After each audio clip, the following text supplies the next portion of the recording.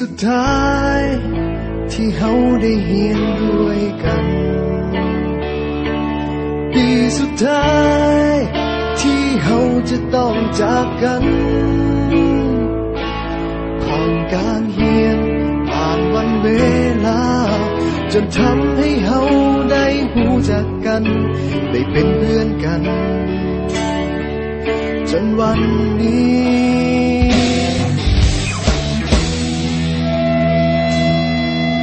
มาถึงม.7 ปีนี้ก็เลยห้องเพลงนี้แทนใจก่อนที่เฮาจะจากไปห่างกันให้ทุกคน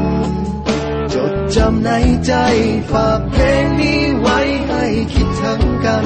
เมื่อต้องถึงวันที่จากไป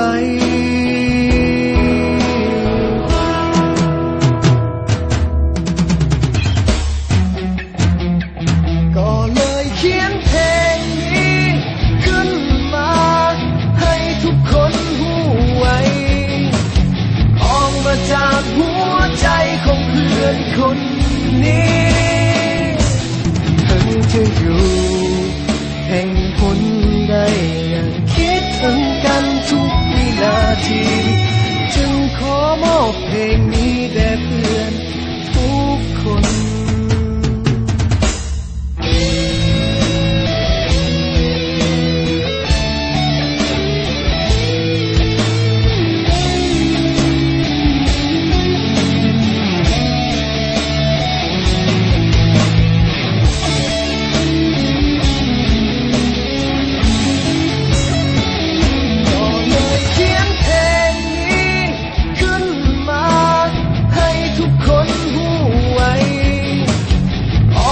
จากหัวใจของเพื่อนคน